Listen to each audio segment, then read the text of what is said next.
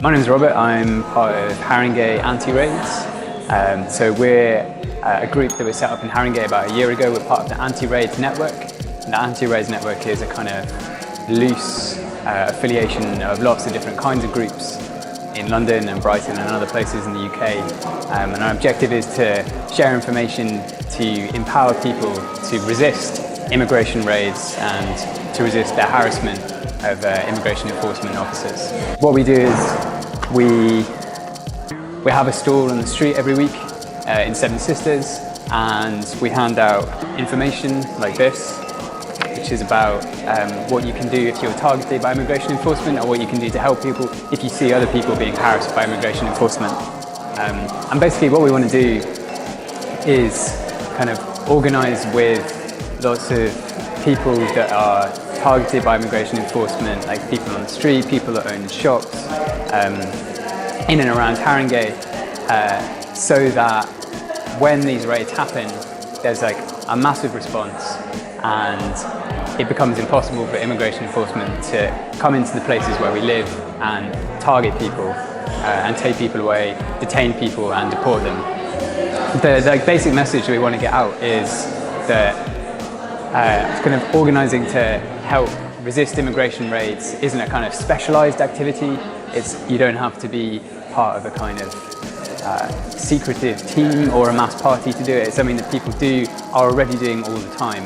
When they're carrying out an immigration raid, immigration officers rely on overstepping their powers, and they rely on people not knowing what their rights are. So the basic messages that we want to get out are, if you see someone that's being targeted immigration enforcement, you want to tell them that they don't have to answer any of the questions. They don't have to show ID. They don't have to show the passport. They're free to leave. If you see someone that is being kind of harassed and targeted by immigration enforcement, then with that person's permission, you could film what's happening, or you could tweet at Anti-Raids and let everyone know what's going on. There's loads of information and ways that you could set up a local group, or information that you could distribute about immigration raids and about how to resist the kind of racist migration and immigration system in this country. There's loads of information on the Anti-Raids website, which is antiraids.net. You can find it on Twitter and Facebook as well. And there are local groups in London and a new local group in Brighton, and it'd be really great if people wanted to set more up where they are. I'm here today as a part of Haringey Anti-Raids, but I actually do a couple of other things when I can. I help the Haringey Migrant Centre, the Walthamstow Migrant Support Centre, and also with NELMA, which is North East London Migrant Action, as an accompanier. And I think it's an interesting mix really, because there'll be some,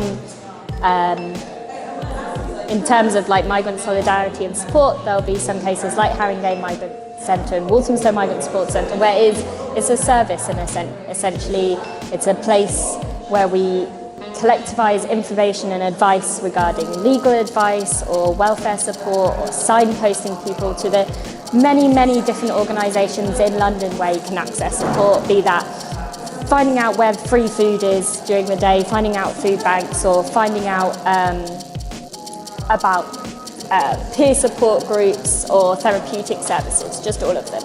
And so those centres are providing that kind of service in a voluntary capacity, whereas with NELMA and with Anti-Raids, it is more about solidarity and campaigning and pooling together knowledge and working very much side by side. I mean, the centres, the aim is to do that as well, but there is a slightly different focus. Hiya, we are Homes Not Borders. And we campaign against racism in the housing sector.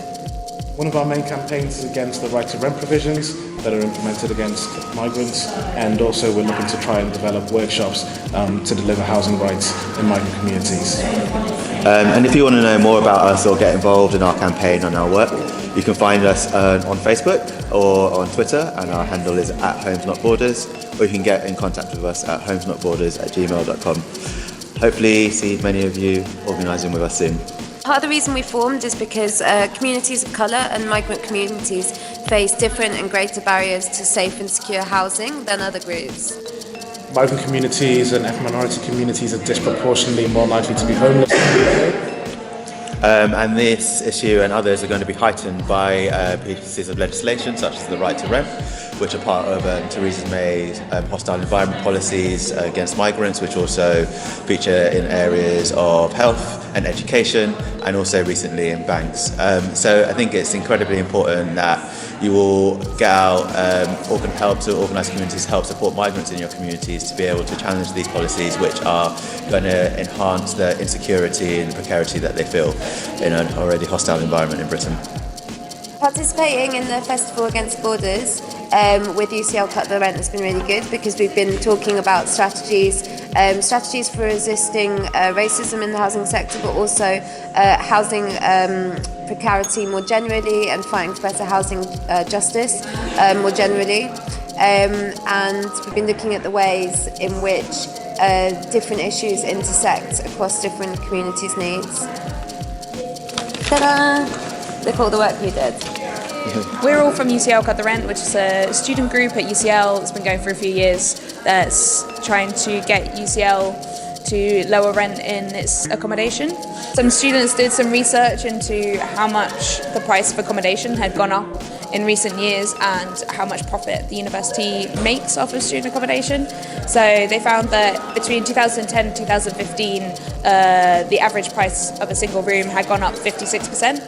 And that year, the university was projected to make £50 million profit off of halls. So we decided to build a campaign around it and see what kind of tactics would actually gain leverage over the university. And in the end, we ended up mobilising for a rent strike. So we started off with about 150 students withholding their rent from the university, and this then went on to grow through other actions as well. We did demonstrations, we did petitions, we did sit-ins, all these things, and it culminated in 1,000 students at UCL going on rent strike in May 2015. So from this, we won quite a lot of concessions, including about £1 million in bursaries, rent freezes and compensation. So since then the campaign has grown. There are loads of Cut the Rent groups all over the country, in Aberdeen, Surrey, Sussex, Bristol. Today we ran a workshop with Homes Not Borders, looking at the intersections between border control and access to housing and student housing in general. Barriers to housing are, borders, immigration status, race and money. These are all very big barriers to housing that we're seeing, particularly acutely in London. So the aim was to come out with some concrete strategy ideas for moving forward, including stuff relating to Renters Power Project, which is a renters union that's launching later this year in Newham, and then hopefully after that across London. So talking about how all these groups can link up and improve access to housing and having genuinely affordable, secure accommodation. So not just at the university, but moving beyond the university as well. So we're part of the national campaign group, Rent Strike, which organises rent strikes on different university campuses, like our own Cut the Rent group. Check them out on Facebook. We also have a Facebook page, Twitter page, Instagram. At Rent Cut UCL is our Twitter handle. Yeah. Or just UCL Cut the Rent on Facebook. Yeah. And with the rent strike bit, we've made a handbook on how to do rent strikes. So if you want to message either us or the Rent Strike Facebook page, you're welcome to. We'll send you a copy. Or email. What's our email? uclcutthorent@gmail.com.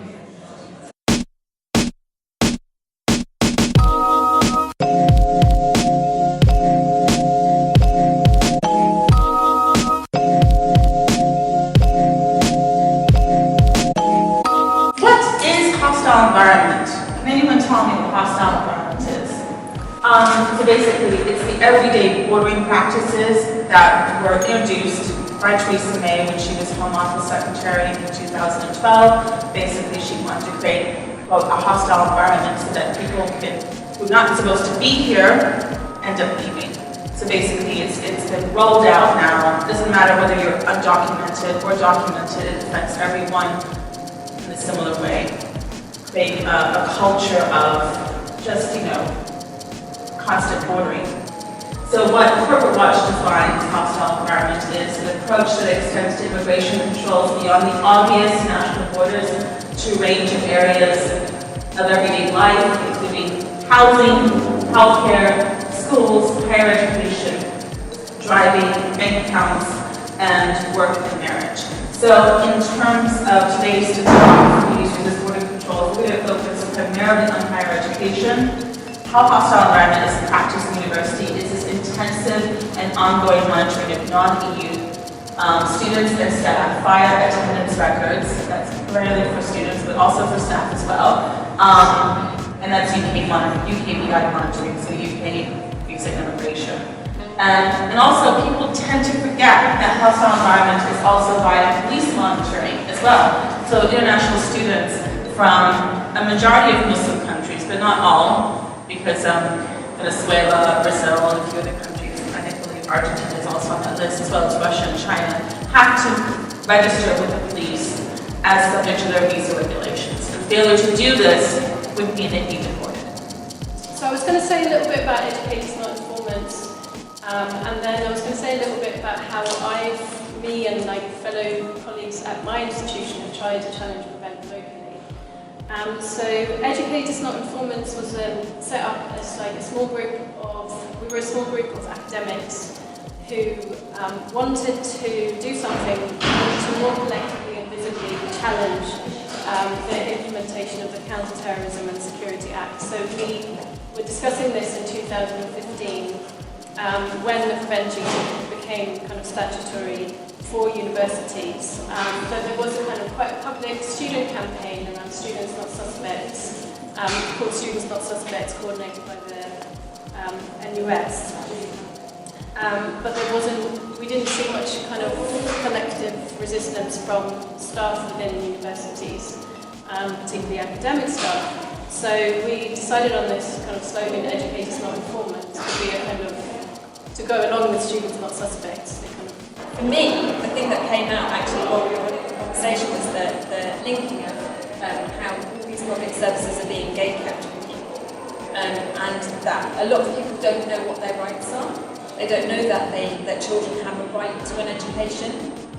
They don't know that they necessarily have the right to refuse or retract, and people are very often kind of anxious to rock the boat or ask for their rights. And we thought actually that when we were talking, that maybe for young people particularly, that could maybe be a really good way of getting that message out about what you're entitled to, what your rights are, and even if you want to resist something, what your rights are in terms of that resistance.